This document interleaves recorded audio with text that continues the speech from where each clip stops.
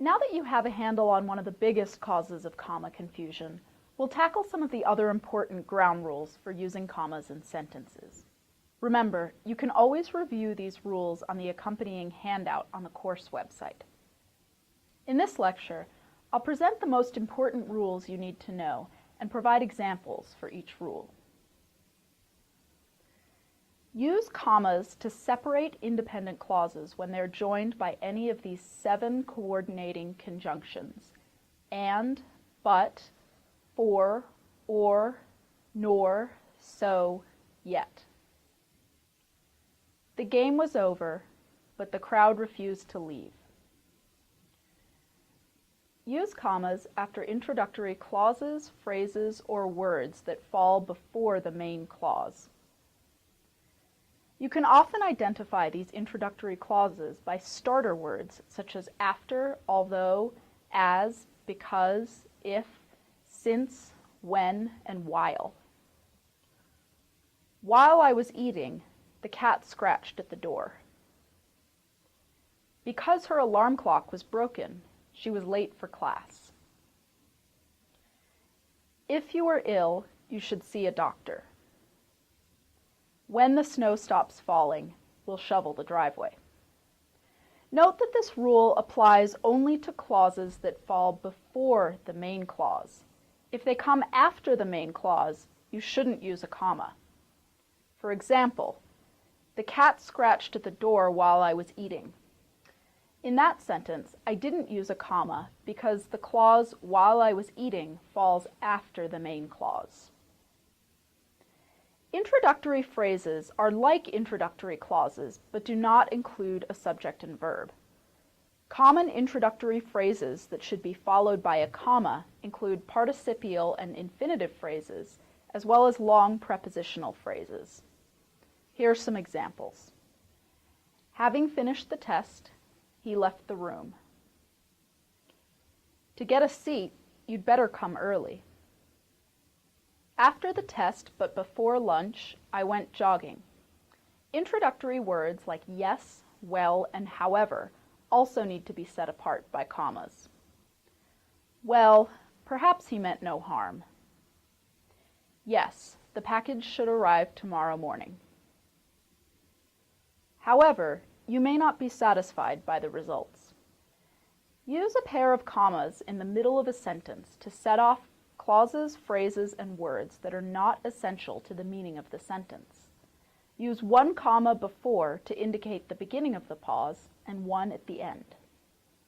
These commas help the reader see the natural break that occurs when you interrupt a sentence with a non-essential element. For example, take a look at how I've set apart a non-essential phrase in this sentence.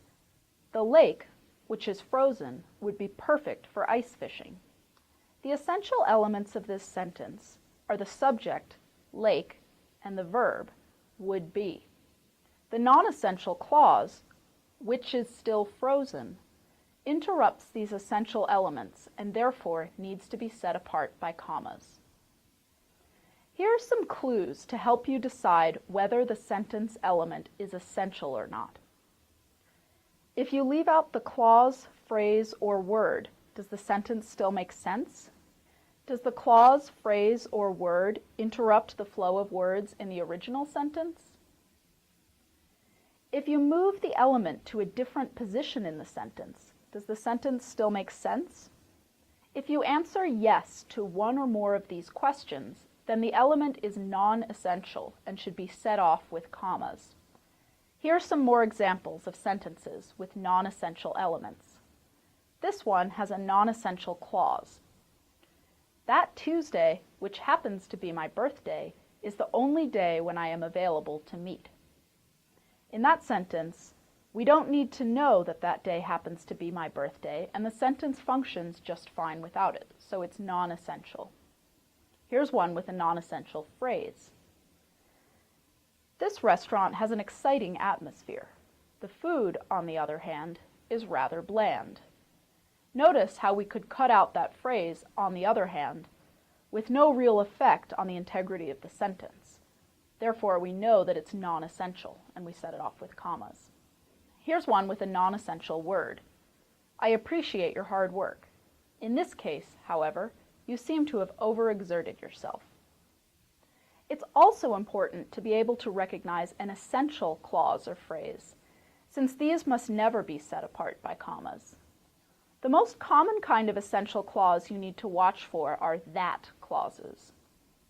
That clauses often follow nouns. For example, the book that I borrowed from you is excellent.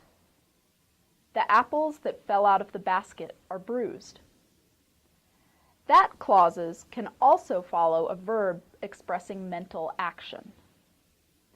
She believes that she will be able to earn an A. He is dreaming that he can fly. I contend that it was wrong to mislead her. They wished that warm weather would finally arrive. I'll give you a few more examples of other essential elements. Like that clauses, these also do not take commas. Students who cheat only harm themselves.